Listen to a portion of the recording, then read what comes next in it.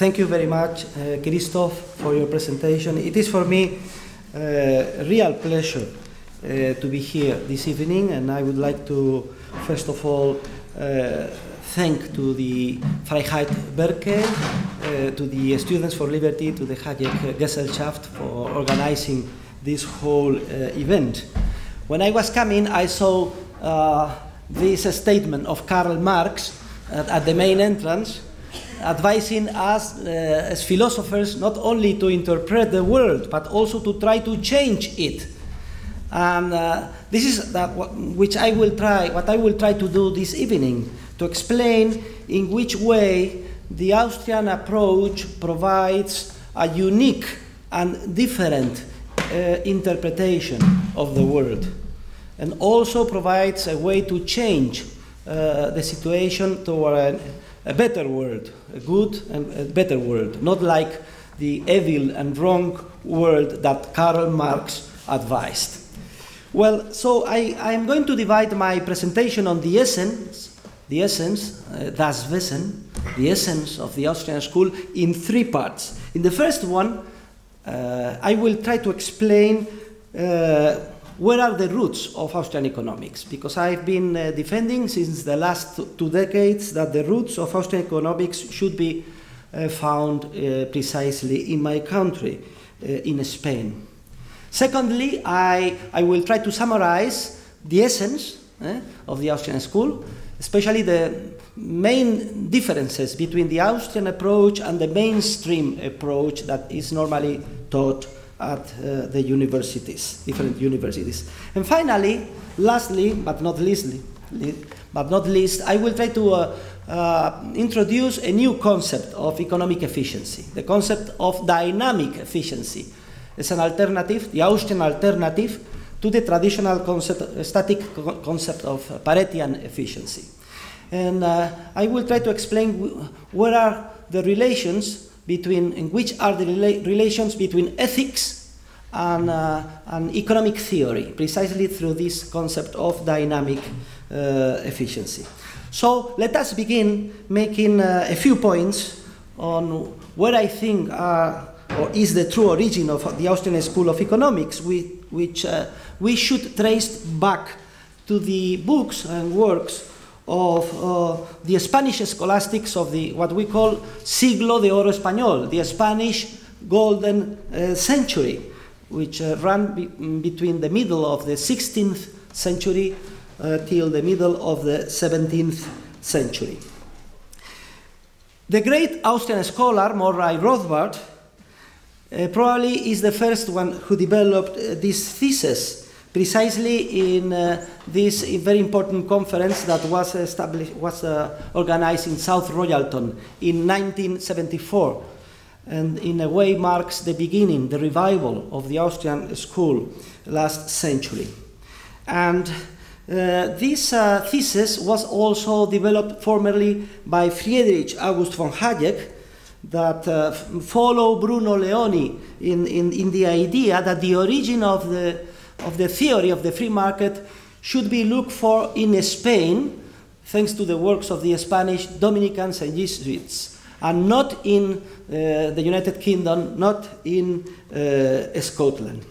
I have here a letter signed by Hayek and dated January 7, 1979, in which Hayek writes that Rothbard, and I quote, I will read it, well, it is written in English, that Rothbard demonstrates that the basic principles of the theory of the competitive market were worked out by the Spanish scholastics of the 16th century, and that economic liberalism was not designed by the Calvinists, but by the Spanish Jesuits. And Hayek concludes the letter, I underline it in yellow, it's the last statement, saying, I can assure you from my personal knowledge of the sources that Rothbard's case is extremely strong. This is the end of Hayek's quotation. So, who were these Spanish scholastics? These ancestors of the modern free market movement. Most of them were scholastics teaching morals and theology at the University City of Salamanca, I don't know if any of you have been in Salamanca. This is a wonderful Spanish medieval city located 150 miles to the northwest of Madrid, very close to the border of my country with Portugal. These scholastics were mainly either Dominicans or Jesuits. And as we are going to see right now, they were able to articulate the subjectivist, dynamic, and libertarian tradition, which 250 years later was to be stressed by Karl Menger and his followers of the Austrian school of free market economics. Let us recall some of their contributions that you can study with more detail in the German version of my book entitled The Austrian School, that has been distributed to all of you. Perhaps the first author to be mentioned should be Diego de Covarrubias y Leiva. This is his name. Covarrubias was born in 1512. He was the son of a very famous architect in Spain, and he became bishop of the city of Segovia. I recommend you, if you go to Madrid, to go to Segovia, especially to see his tomb in the cathedral, and to eat suckling pig, which is a specialty of Segovia. But I have distributed also to all of you this DVD, which is a presentation I gave at the Cathedral of Segovia, precisely on November the 8th last year, on the scholastics. And it is the English version. Probably we will prepare a German version too. Diego de Covarrubias also became minister of the government of the King Philip II. And if you go to Spain also, I recommend you to go to the museum of the great Spanish painter El Greco. This is important because we are precisely now celebrating the 400th anniversary of El Greco in the city of Toledo. And then in this museum you will see a stunning portrait of Covarrubias, who in 1554 he established better than anyone before him the subjectivist theory of value, which is, as you know, the foundation of all free market principles. Specifically, Covarrubias concludes, and I will quote him, this is the English translation of his book in Latin, he concludes that, and I quote, "The value of an article does not depend on its essential nature, but on the subjective estimation of men." And he adds, even if that estimation is foolish. And he concludes that in the Indies, in America, wheat is dearer than in Spain. It's more expensive than in Spain because men subjectively esteem it more highly, though the objective nature of the wheat is the same in both places. I think this is a very important lesson that, for instance, Karl Marx should have read. Another important author of the Spanish scholastics is Luis Sarabia de la Calle. This was the first thinker to demonstrate that prices determine costs and not vice versa. Another lesson for Karl Marx. Sarabia de la Calle also has the special merit of having written his main work in Spanish, not in Latin. The title of his book is Instrucción de Mercaderes. In English we would say instruction to merchants or instructions to entrepreneurs. What they could do or they shouldn't do in order not to commit any sins. And then we read, in this book we read the following, and I will quote now. He says, "Those who measure the just price by the labor, costs, and risk incurred by the person who deals in the merchandise are greatly in error. The just price is found not by counting the cost, but by subjective common estimation." End of quote. And Sarabia de la Calle also is a great critic of fractional reserve banking. He maintains that receiving interest from a bank is incompatible with the nature of a demand deposit, in that in any case a fee should be paid to the banker for the custody and safekeeping of the money entrusted by its clients to him. So A similar conclusion is reached by another important Spanish scholastic, Martín de Azpilcueta. Martín de Azpilcueta is also known as Doctor Navarro, Doctor Navarrus in Latin, because he was born in Navarra.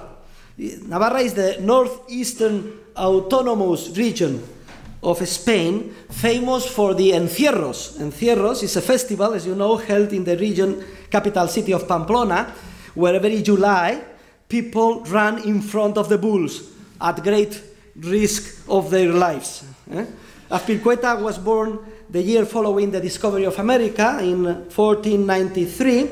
He lived to be 94 years old, and is especially famous for explaining the quantity theory of money for the first time in 1556, when he analyzed the effects on Spanish prices of the massive inflow of precious metals, gold and silver, coming from America.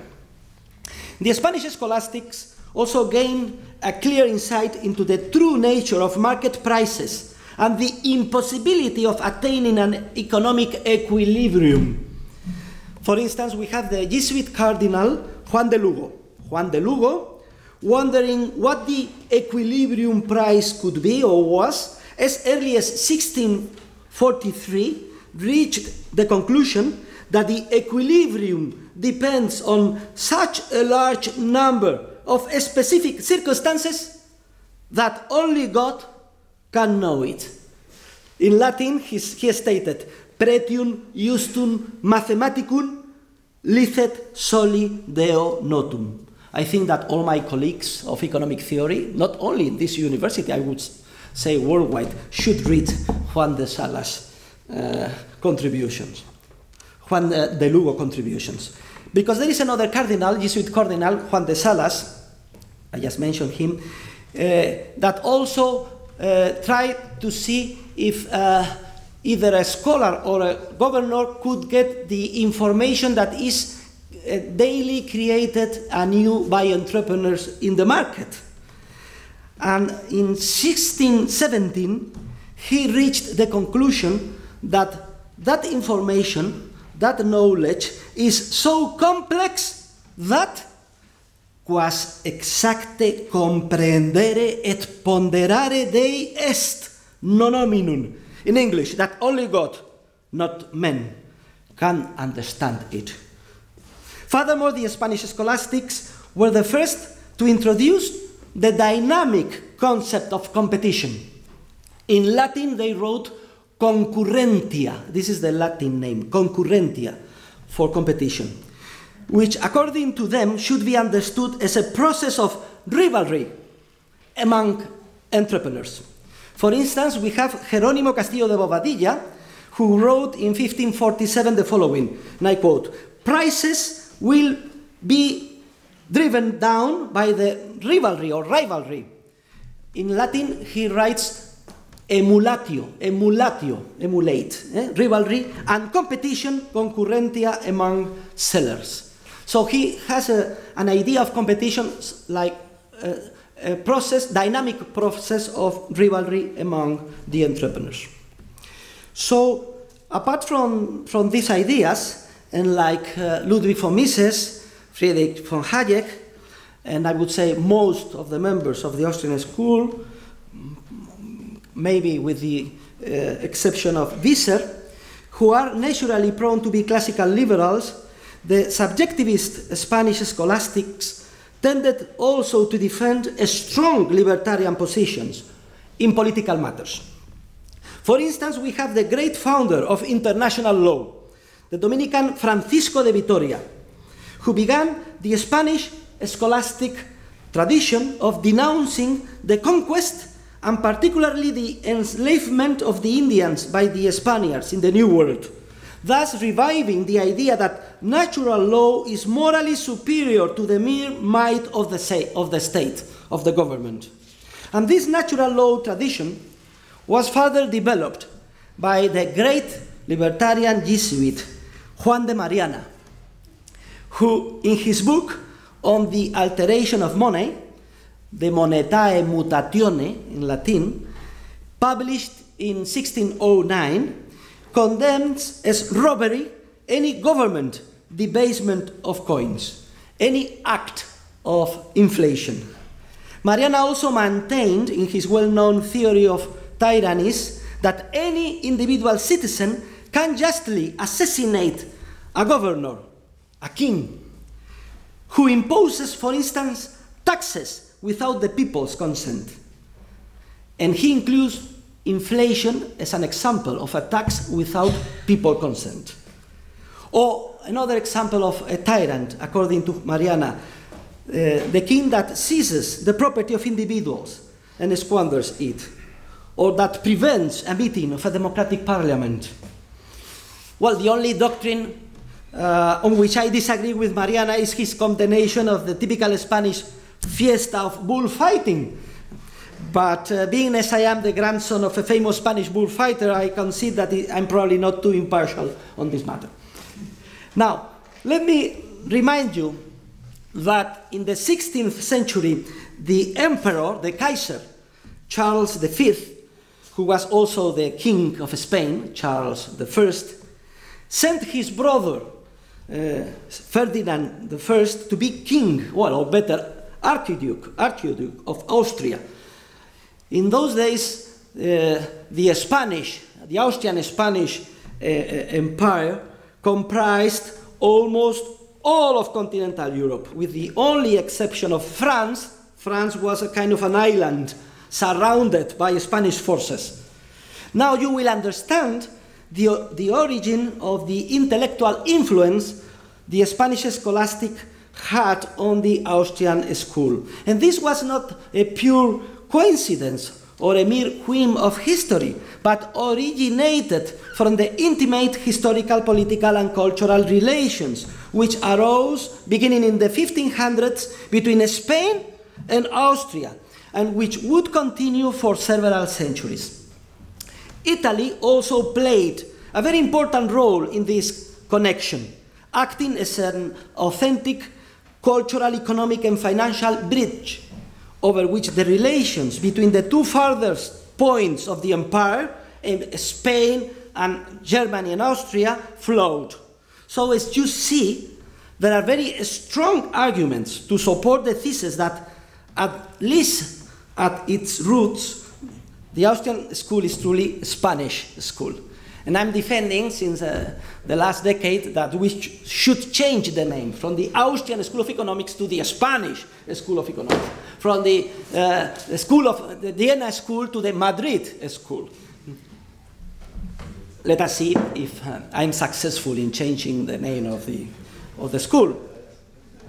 Well, indeed, I think that the greatest merit of the founder, the official founder of the Austrian school, Karl Menger, was to rediscover and take up this continental Catholic Mediterranean tradition of Spanish scholastic thought, which was almost forgotten and cut short due to the very negative influence of Adam Smith and his followers of the British classical school, including all the Americans, the Chicago School, and so on and so forth. To quote Professor Leland Yeager, in his review of Rothbard's last book on the history of economic thought from the point of view of the Austrian school, Leland Yeager wrote the following: Adam Smith dropped earlier contributions about subjective value, entrepreneurship, and emphasis on real-world markets and pricing, and replaced it all with a labor theory of value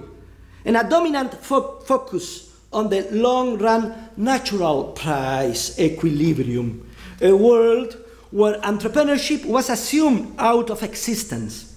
He mixed up Calvinism with economics, as in supporting usury prohibition and distinguishing between productive and unproductive occupations.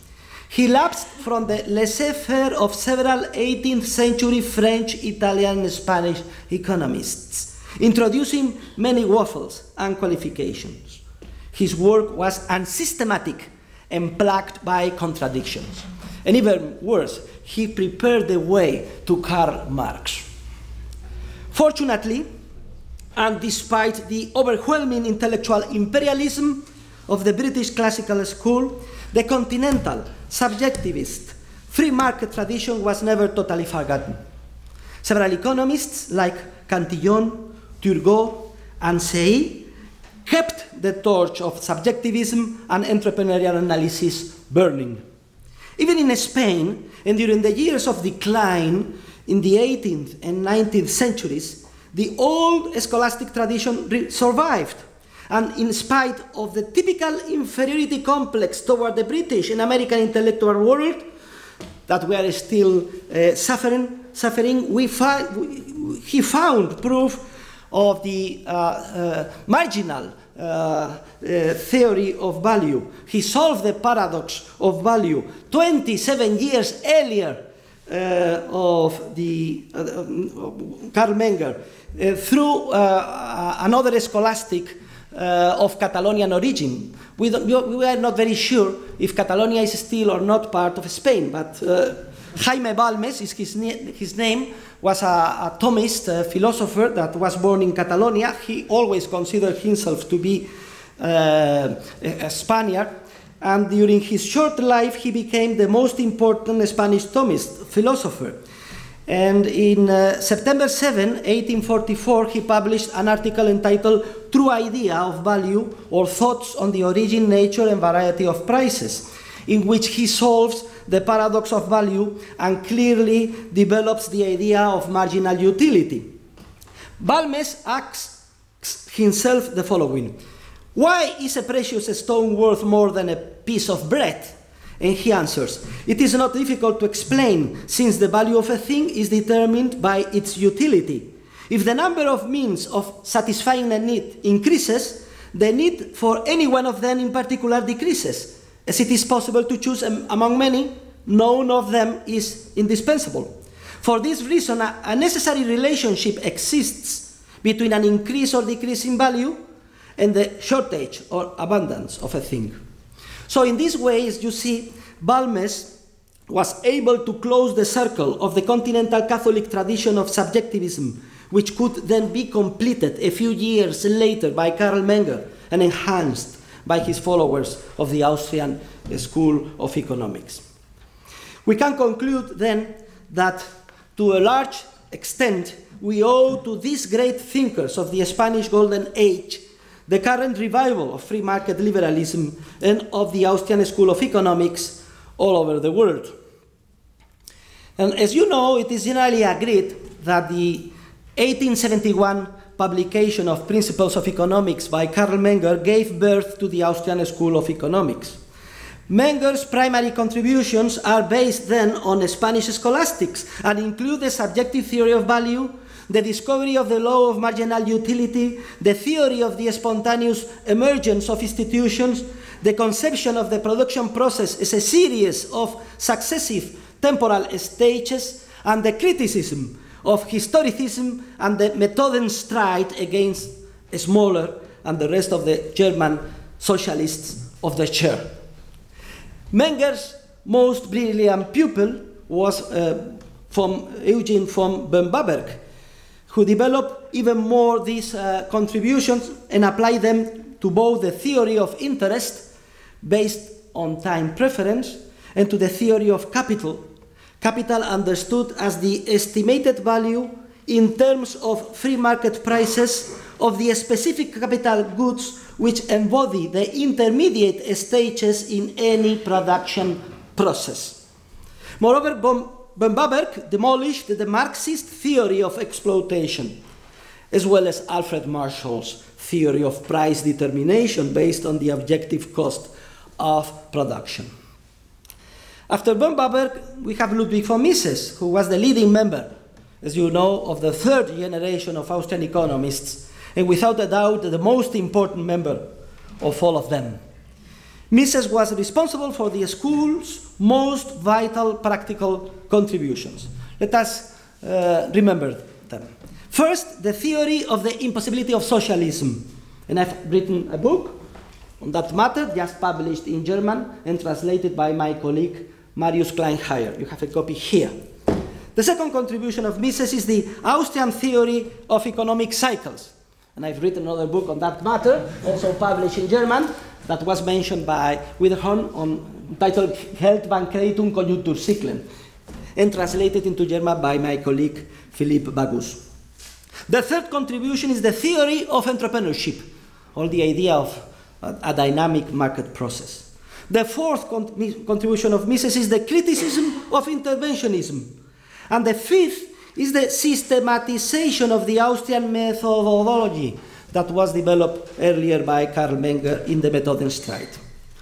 Mises also gave us the best known treatise on Austrian economics, Human Action, which has appeared in many editions in almost the most important languages in the world. For instance, only in Spain we have published up to now 11 editions of Human Action, 10 editions in Spanish and 1 edition in Catalonian. Mises' most well-known disciple was Friedrich August von Hayek. That is, he gives the name to our society, Gesellschaft, and who won the 1974 Nobel Prize in Economics. As you know, Hayek further developed all of Mises' contributions. He demolished also Keynesian economic theory and was the key theorist of the spontaneous market order in the 20th century. Closer to our time, the chief Austrian economists have been Murray Rothbard, the author of over 20 books and hundreds of articles on theory and history, who provided also the driving force behind the theory of anarcho-capitalism. And Israel Kirzner, that till his retirement was a professor of economics at New York University, and who developed and refined the Austrian theory of entrepreneurship. And nowadays, I am particularly proud of the great development of the Austrian school all over the world, and especially in my own country, Spain, where, among other achievements, the first official master degree on Austrian economics, directed and founded by me, was approved by the authorities, not only the Spanish authorities, but also the European authorities. Probably they didn't know what they were approving. They thought, an Austrian master program, that's very good. So some Spanish studying the Austrian economy, let us approve it, you know, in order to improve the European spirit. So, and this, this master degree program has been receiving around 40 or 50 students every year. Since the last 8 years, we are reading an average of 4 or 5 doctoral theses per year, and half of the students come from outside Spain, and we are very willing and we would be very proud to receive any of you on this program, and if it is possible to see the culmination of it with a doctoral thesis, which is precisely the career followed by my most esteemed colleague, Professor Philippe Bagus, who arrived 8 years ago in my office. My secretary told me, there is a young, very timid young German student, scholar waiting for you. I asked him to pass. Who are you? I'm Philippe Bagus. What do you want from me? I want to study with you in order to become a doctor in economics and a specialist in Austrian economics, and to become the best professor of Austrian economics worldwide, not only in Spain, but also in Germany. And I say, come in. And so he developed his career in our university. It is we are very proud of him. I think it's a luxury for the Spanish university to receive these young scholars from Germany. I'm very proud of it. And one of the good things of Europe is that we cannot discriminate against not Spaniards. And now I am filling my university with scholars from outside Spain, and the leader of those scholars is, without any doubt, Philippe Bagus.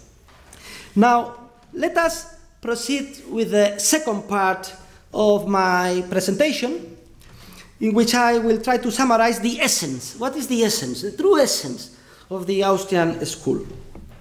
Well, Mises wrote a very fine statement to describe the essence. He said the following, and I quote him: "What distinguishes the Austrian school and will lend it immortal fame is precisely the fact that it created a theory of economic action and not of economic equilibrium or non-action.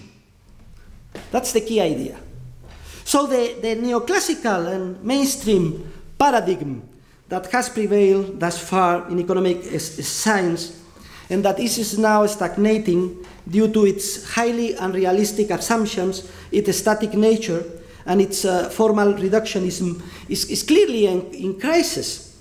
And now the focus of the Austrian approach reveals itself with all its uniqueness. This approach is entirely different. The economists of the Austrian school concentrate their analysis on the dynamic processes of social cooperation which characterize the market. So we devote close attention to the central role played in these processes by entrepreneurship and by the different institutions that make life in society possible. And I will define and describe entrepreneurship with detail a little bit later. So the Austrian approach contrasts starkly with the economic analysis shared in different versions by neo and post-Keynesians on the one hand, and the Chicago School on the other. Keynesians hold that the economy is in a state of equilibrium with many market failures, while the Chicago theorists believe it is in a Pareto efficient state of equilibrium and thus free of market failures. So this is a very important idea, because despite the ideological contradiction between these two versions of equilibrium analysis, Keynesians and the Chicago School, Austrians see in them the same total lack of understanding about the real working of the market. Because the market is an entrepreneurial process of creativity and coordination, a process which, by definition, can never reach any Pareto optimum. However, because the market fosters creativity and coordination, it is dynamically efficient as long as the following condition is met. Institutional state coercion in the form of interventionism or socialism must not hinder the free exercise of entrepreneurship, nor make it difficult for any human being to freely reap the fruits of his creative action. And this condition requires full respect for private property, of course within the framework of the rule of law, and a government of strictly limited powers, or no government at all.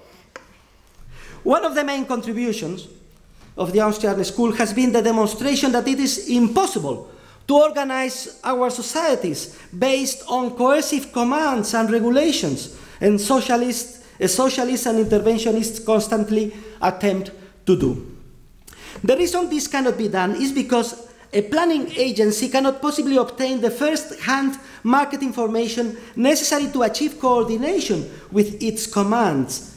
As I explain with detail in my book, and you have seen that already thought the Spanish scholastics 400 years earlier. As a result of this insight, the Austrian economists were the only ones able to predict the collapse of the economies of the former Eastern Bloc, as well as the dead-end crisis of the welfare state. And these predictions contrast sharply with the inability of general equilibrium theorists like Samuelson, Dickinson, Oscar Lange, and others, to even perceive the insoluble economic calculation problem socialism poses. It is unsurprising that they failed to recognize the problem, because in their models they started from the assumption that all the information necessary to solve the corresponding system or simultaneous equation is already given, data, and available to the planner at all times. In short, the real problem which the spontaneous order of the market resolves each day in a context of continual change, creativity, and coordination is considered already solved from the very beginning in the mathematical models of general equilibrium theorists. However, they were not the only ones unable to fully grasp the Austrian challenge to the mainstream. Even the equilibrium theorists of the Chicago School, like Frank Knight, Milton Friedman, George Stickler, Harvey Rosen, Coase, also failed to grasp it.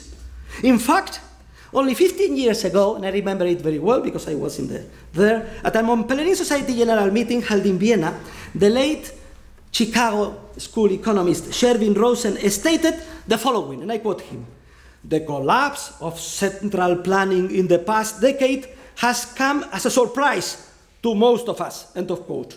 And even Ronald Coase himself said the following words: "Nothing," I quote him, "nothing I would read or known suggested to me that the collapse was going to occur."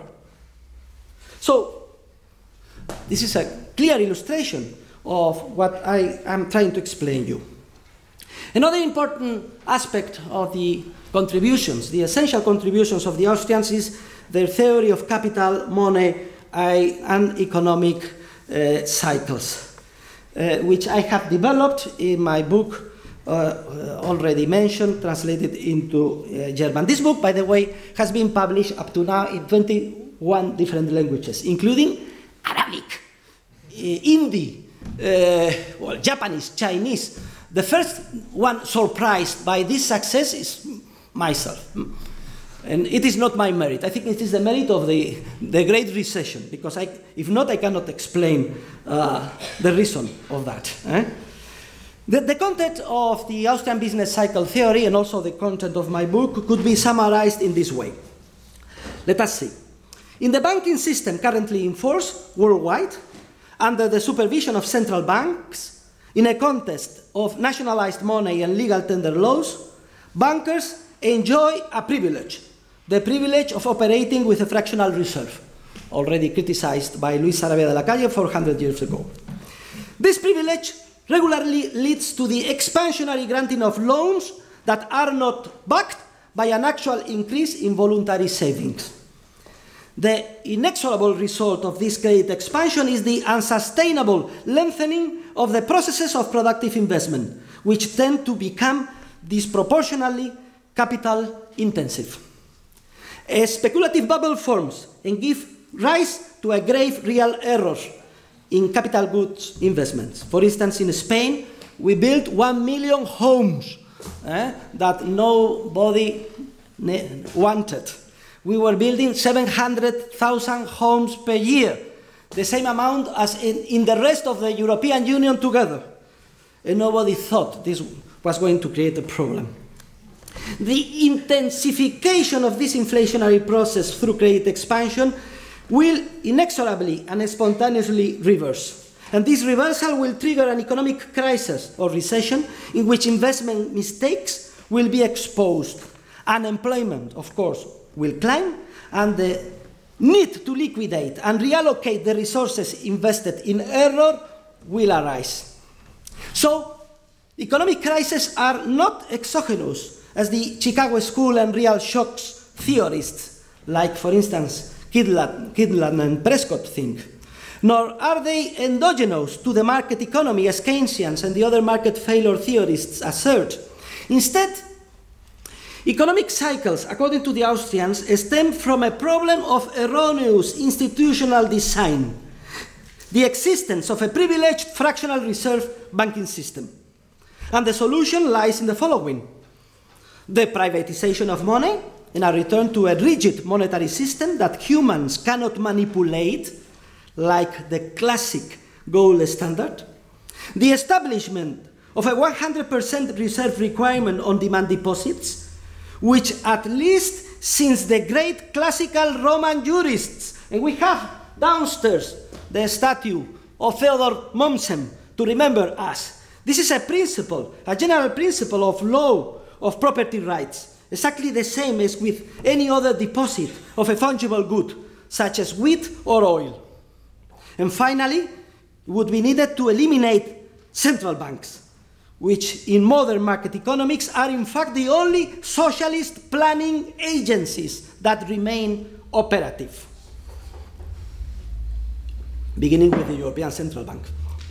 So it is not surprising that the only theorists to predict the Great Depression of 1929 were Austrians, namely Ludwig von Mises and Hayek. They foresaw it as a consequence of the monetary and financial excesses committed after the establishment of the United States Federal Reserve 100 years ago, in 1913, and especially during the Roaring 20s. Incidentally, during those years, the 1920s, the happy 20s, not only Keynes, but also the monetarists led by Irving Fisher believed the economy had entered a new bonanza period that would never end.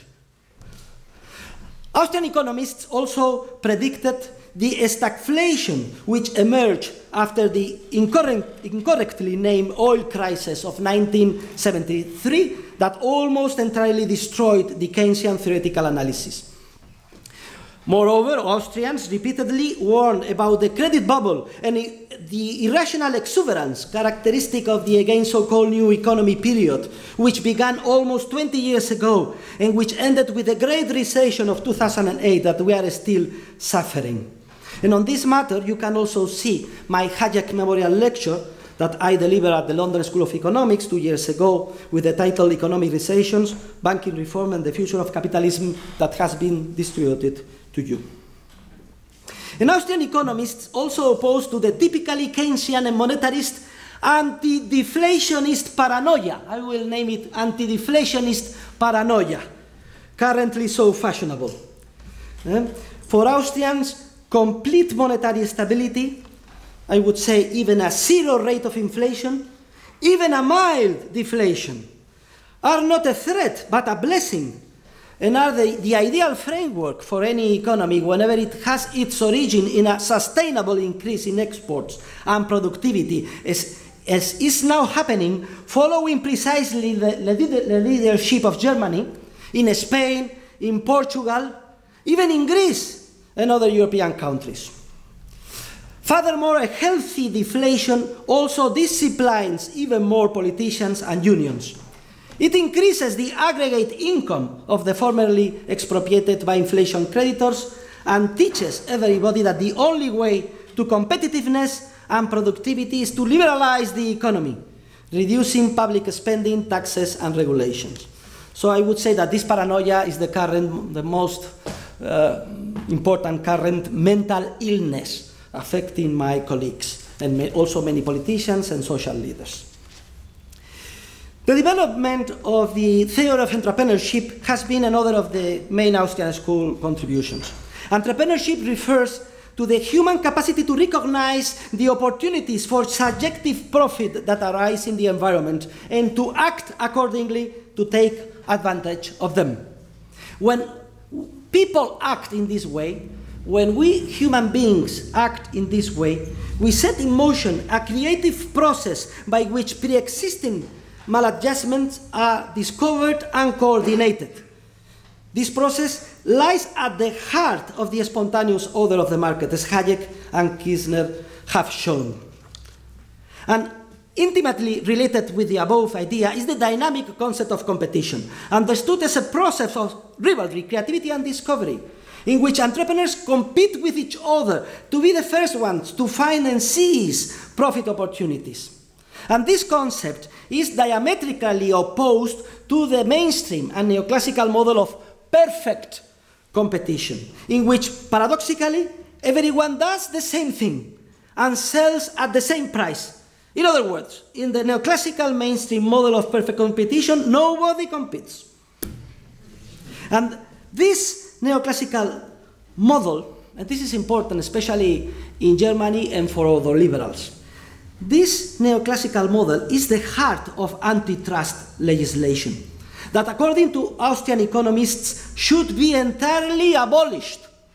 Antitrust agencies do suffer exactly the same problems of lack of knowledge and impossibility of economic calculation of any other planning agency. And its intervention in the market is not only morally unjust, but also always dynamically inefficient. We should also note that Austrians criticize the unjustified application of the methodology used in natural sciences and physics to the field of economics, an error Hayek refers to as scientism. The Austrian school has developed an a prioristic deductive methodology which correctly links the formal realm of theory with the empirical realm of history.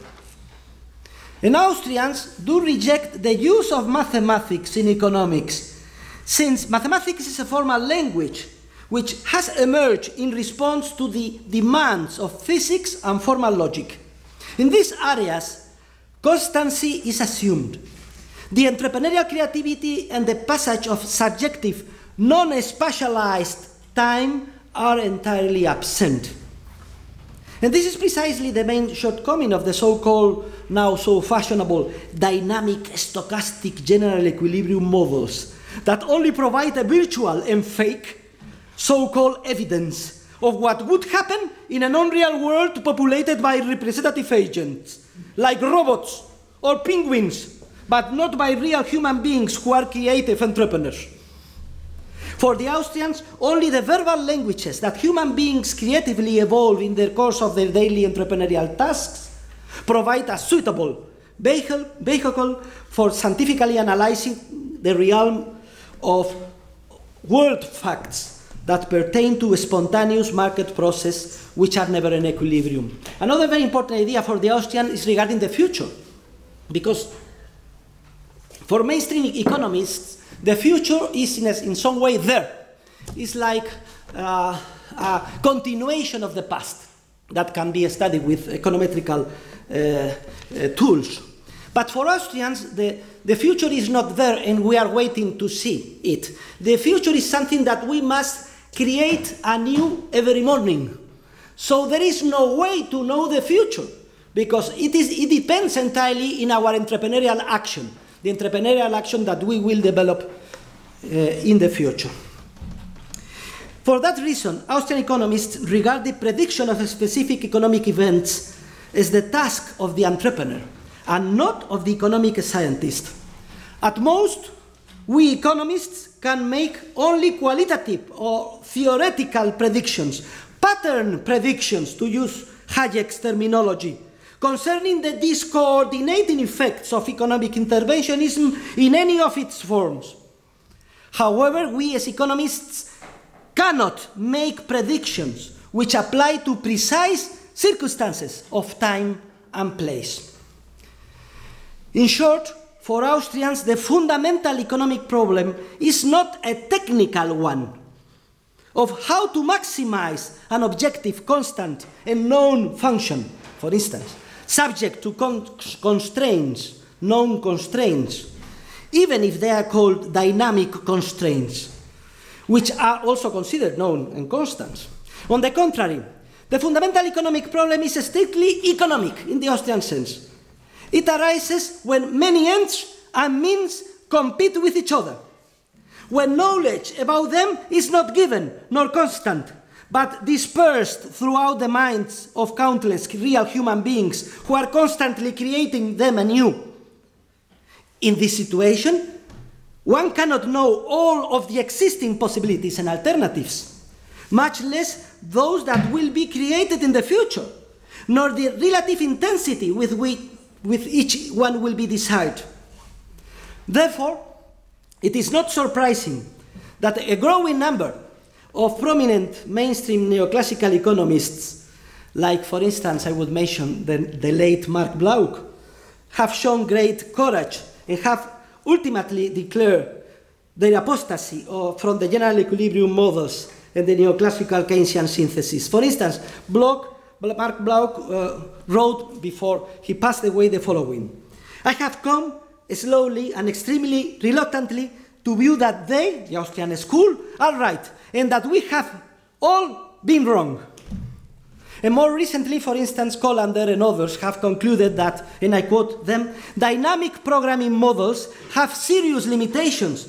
The researchers assume representative agents and rational expectations, which assume away any heterogeneity among economic actors. Such models presume that there is a single model of the economy, which is odd, given that even economists are divided in their views about the correct model of the economy. End of quote. And finally, and I would like to stress this point, because I think we have the enemy inside our family, Austrian theorists view the Chicago School's defense of the free market as particularly erroneous. For instance, when they defend monetary nationalism and flexible exchange rates against the traditional Austrian support for the gold standard, or at least a monetary union, or a system of fixed exchange rates, as I elaborate with detail in the movie and also in the article that I have published with the title In Defense of the Euro from the Austrian Point of View. A perfect market, and this is my attack, my criticism of the Chicago School, a perfect market in the neoclassical sense is a contradiction in terms. The market must be defended not because it is perfect or Pareto efficient, but because it is a process of discovery, creativity, and coordination which is never in equilibrium and cannot be improved, but only worsened through government regulations. And up to here, the second part of my presentation, and now I will proceed with the final part, the third part, regarding the relation between the dynamic concept of efficient and ethics in economics. Well, the word efficiency derives etymologically also from the Latin verb ex facio. Ex facio means to obtain something from. The application to economics of this concept of efficiency as the ability to obtain something from predates the Roman world and can even be traced back to ancient Greece, where the term economia or economia was first used to refer to the efficient management of the family home. The great Xenophon, in his work on economics, which was written 380 years before Christ, explains that there are two different ways to increase the family estate, and each one is equivalent to a different concept of efficiency.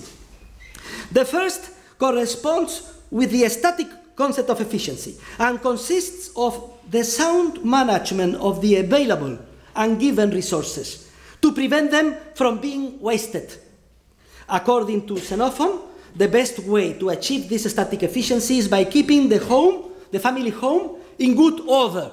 And this is his advice to the wives of each family, to keep in good order the family home. However, along with the concept of static efficiency, Xenophon introduces a different concept, that of, I would call, dynamic efficiency, which consists of the attempt to increase one's estate through entrepreneurial creativity, that is, by trade and speculation, more than by the effort to avoid wasting the resources already available. And this tradition of clearly distinguishing between the two different concepts of efficiency, the static and the dynamic, survived even until the Middle Ages. We have, for example, the case of Saint Bernardine of Siena.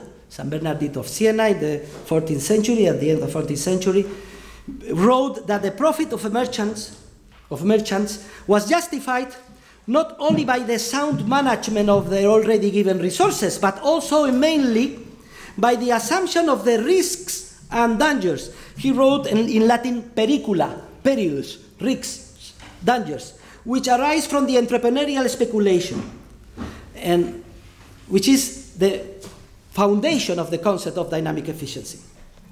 Unfortunately, the development of mechanical physics, which began with the modern age, had a very negative influence on the evolution of economic thought, especially after the 19th century, when the idea of dynamic efficiency was almost entirely forgotten in economics. Both the Austrian Hans Mayer, who succeeded Visser in his chair in Vienna before the Second World War, and also Philip Mirowski nowadays, have stressed that mainstream neoclassical economics developed as a pure copy of 19th century mechanical physics, using the same formal method, but replacing the concept of energy with that of utility, and applying the same principles of conservation, maximization of the result, and minimization of waste. The author most representative of this very negative trend was Léon Walras, who, for instance, in his paper Economics and Mechanics, published in 1909, claimed that the mathematical formula of his book, Elements of Pure Economics, are identical to those of mathematical physics. Identical, he wrote. In short, the influence of mechanical physics eradicated the creative, speculative, and dynamic dimension which was implicit in the idea of economic efficiency from its very beginning.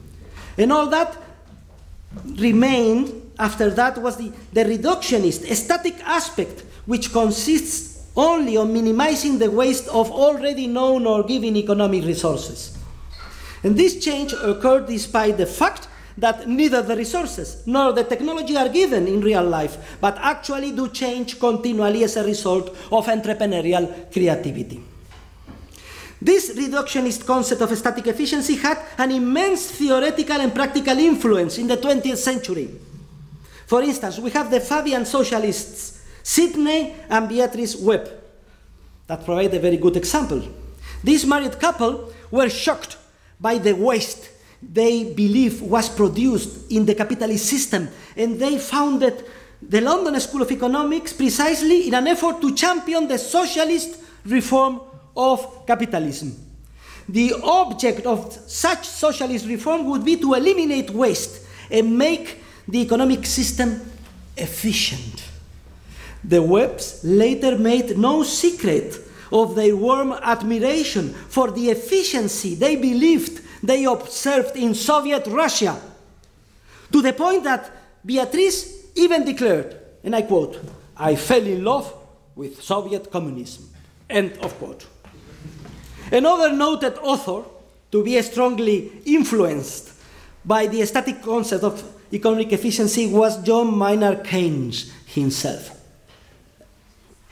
who, in his introduction, you can read it in your own language, in his introduction to the 1936 German edition of his general theory, expressly states that his typically Keynesian economic policy proposals, and I quote, "are more easily adapted to the conditions of a totalitarian state," end of quotes. Of course.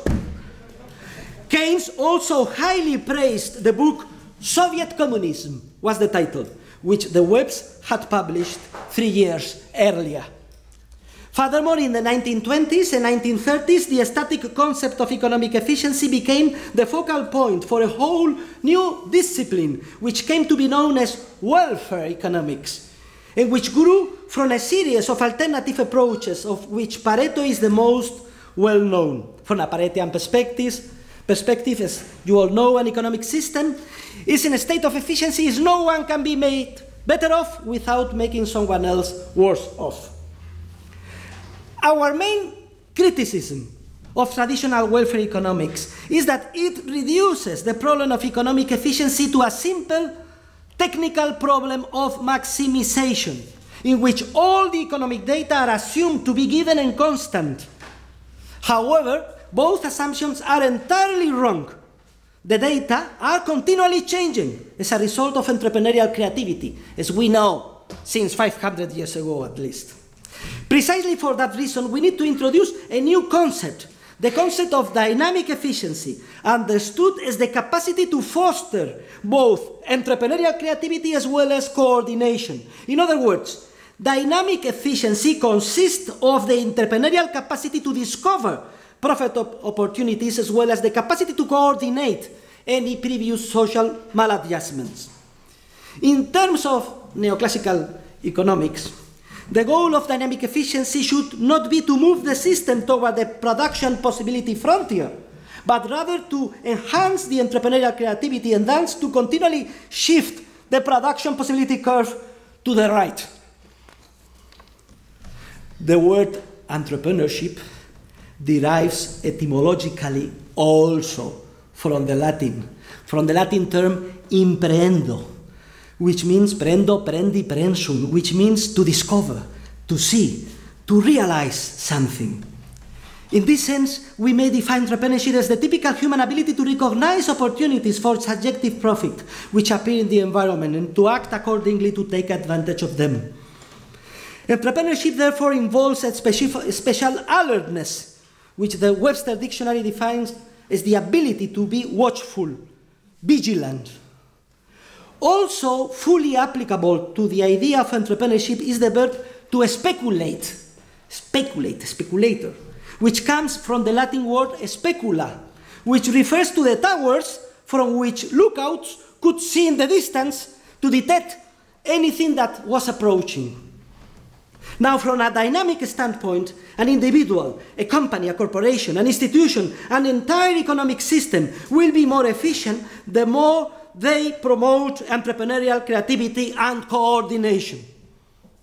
From this dynamic perspective, the truly important goal is not so much to prevent the waste of certain means considered known and given, as it is to continually discover and create new ends and means. And for a more extensive treatment of this entire very important matter, I would recommend you the principal works of Mrs. Hayek, Kirchner, and Rothbard on the idea of the market as a dynamic process driven by entrepreneurship, and on the notion of competition as a process of discovery and creativity. And I've written recently a book published by Routledge in English with the title The Theory of Dynamic Efficiency, and currently my German colleague Marius Kleinhayer is doing a lot of effort in Köln translating this book into German. That hopefully would be my fourth book published in this great country. So, in my opinion, these Austrian authors provide us with the most exact concept of dynamic efficiency, which contrasts with the more imperfect concept of dynamic efficiency developed by, for instance, Joseph Alois Schumpeter and Douglas North. Let us talk a little bit about these two gentlemen. North and Schumpeter offer totally opposite perspectives. While Schumpeter exclusively considers the aspect of entrepreneurial creativity and its destructive power, which he calls the process of creative destruction, Douglas North concentrates on the other aspect, which he calls adaptive efficiency, or the coordinating capacity of entrepreneurship. Now, we see that the true Austrian concept of dynamic efficiency that developed by Mises, Hayek, Kirchner, and so on, combines both the creative and coordinated dimensions, which Schumpeter and North study only in a separate, partial, and reductionist manner. And to finish, what is the relationship that exists between ethics and the concept of dynamic efficiency, which I have just presented? Mainstream neoclassical economic theory rests on the idea that information is objective and given, either in certain or probabilistic terms, I don't mind, and that the issues of utility maximization have absolutely no connection whatsoever with moral considerations. Furthermore, the dominant static viewpoint led almost to the conclusion that resources are in a sense given and known, and therefore the economic problem of their distribution was deemed separate and distinct, different from the issue of their production. Granted, I would grant it. If resources are given, it is vitally important to inquire into the best way to allocate them among different people, both the available means of production and the consumer goods that result from the different production processes. But this whole approach collapses like a stack of cards if we follow the dynamic concept of market processes, the theory of entrepreneurship, and the notion of dynamic efficiency I just have explained. From this perspective, every human being has a unique creative capacity that continually enables him to perceive and discover new profit opportunities. Entrepreneurship consists of the typically human ability to create and discover these new ends and means. And this is the most important characteristic of human nature. And if ends, means, and resources are not given, but are continually created from nothing as a result of the entrepreneurial action of human beings, clearly the fundamental ethical problem is no longer how to justly distribute what already exists, but instead how to promote entrepreneurial creativity and coordination. Consequently, in the field of social ethics, we arrive at the fundamental conclusion that the idea of human beings as creative and coordinating agents implies the axiomatic acceptance of the principle that every human being has a natural right to appropriate all the results of his entrepreneurial creativity. That is, the private appropriation of the results and fruits of entrepreneurial creation and discovery is a tenet of natural law. Because if an acting person were not able to claim what he creates or discovers, his capacity to detect profit opportunities would become entirely blocked, and his incentive to act would disappear. Moreover, the principle is universal in the sense that it can be applied to all people in all possible times and in all conceivable places and circumstances. To coerce free human action to any degree by impairing people's right to own what they entrepreneurially create is not only dynamically inefficient, since it obstructs their creativity and coordinating capacity, but also fundamentally immoral, since such coercion prevents human beings from developing that which is by nature their most essential nature, the most essential characteristic, their innate ability to create and conceive new ends and means, and to act to attempt to achieve their own goals and objectives. Precisely for this reason, socialism, interventionism, and statism are not only dynamically inefficient, but also ethically unjust. It must be taken into account, of course, that the force of entrepreneurial creativity also manifests itself in the desire to help poor people, and in the systematic search for situations in which others are in need in order to help them. In fact, coercive state intervention, through the typical mechanism of the so-called welfare state, neutralizes and to a great extent blocks the entrepreneurial effort to help one's neighbors, both close and distant, who are experiencing difficulties. And this is an idea that, for instance, Pope John Paul II stressed in section 49 of his 1991 encyclical Centesimus Annus. Furthermore, according to our analysis, nothing is more dynamically inefficient than justice, understood in its proper sense. If we perceive the market as a dynamic process, then dynamic efficiency, understood as we know as coordination and creativity, results from the behavior of human beings who follow certain moral laws, mainly regarding the respect for life, private property, and the fulfillment of contracts. The exercise of human action subject to these ethical principles gives rise to a dynamically efficient social process. And it is now easy to see why, from a dynamic standpoint, efficiency is not compatible with different models of equity or justice, as the second fundamental theorem of welfare economics erroneously stated, for example. But instead, efficiency arises exclusively from one idea of justice, that based on the respect for private property and entrepreneurship. Therefore, the contradiction between efficiency and justice is plainly false. What is just cannot be inefficient, and what is efficient cannot be unjust. A dynamic analysis reveals that justice and efficiency are but the two sides of the same coin, which also confirms the consistent, integrated order that exists in the spontaneous order of human interactions. And now, truly, I finish. Our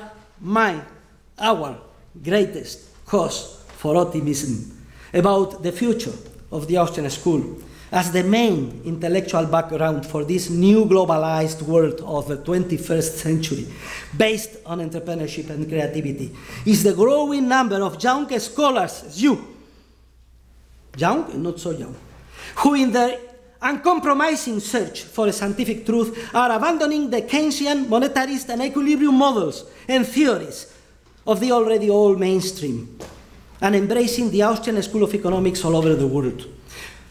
For this reason, I would consider it in Germany national interest to foster knowledge and research in the field of the Austrian School of Economics, so that at the country's great universities, this approach steadily, little by little, replaces the old Keynesian, neoclassical, monetarist, and I would say even, at least in some cases, ordoliberal teachings, which are included like a potpourri in the university textbooks and syllabuses currently used, most of them, what a pity, of American origin.